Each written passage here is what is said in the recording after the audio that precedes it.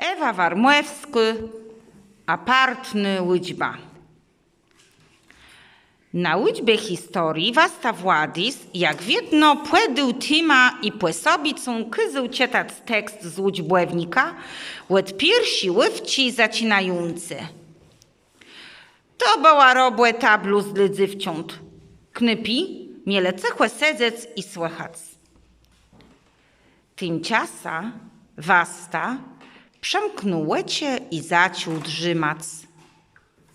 Łuczniowie sedzele cechłe jak mesie podmiotu, choć wcale nie słychele nacietających.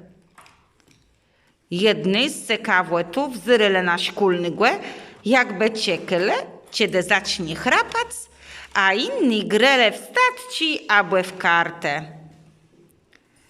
Jak ju cały dzyl był przecietuny, w klasę zrobiło się ciasto cechłe. Ta cesiu zbudza szkulny głę. Łodem kłecie płeprawił brele i zawłeł. Sadac! Musiało mu są co przesnic, błe w siedce do chsedzele łed wnetka półgłedzene. Ale jakoś nikt nie dbył łeto, żeby wyprowadzać głezę z milci. Wasta rozezdrzył sąpłe klasę i zatrzymał wzrok na ływkach, w których sedzele knypi. Płe krótcim namyślenim rzekł. Any głersi był dzysy płyzdrowści.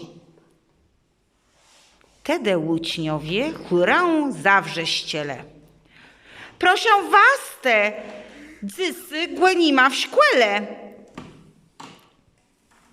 Leno szkulny nie udzibój, z kamionną twarzą łed powiedział.